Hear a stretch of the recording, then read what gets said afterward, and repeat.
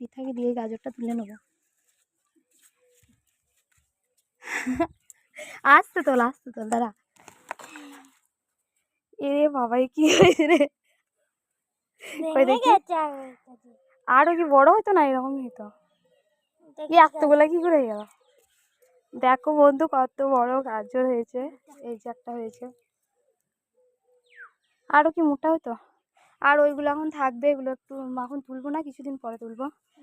একবার দেখা এখানে দেখো বন্ধুরা, কোনো সার মাটি ছাড়াই গোবর সারে কত সুন্দর গাজর হয়েছে ঢপে। ওইখানে দিতে হবে না, ওই নিচে দিকে দিবি।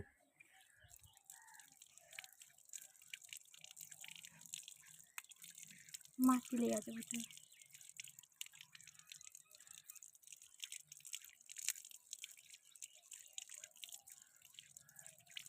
ওই ওই গাজরটা ওরকম কেন হলো? দেখ গাজরের রংটা দেখো। আর একটা দিক ছিল, এটা ধরবে রে। আর একটা ধরবি ওইদিকে। বিট গাজর না, ওই শুধু গাজর ছিঁড়ে যায় না যেন। দেখ এটা দারুণ হয়েছে না? আর ওই গাজরগুলো আরো মোটা হবে।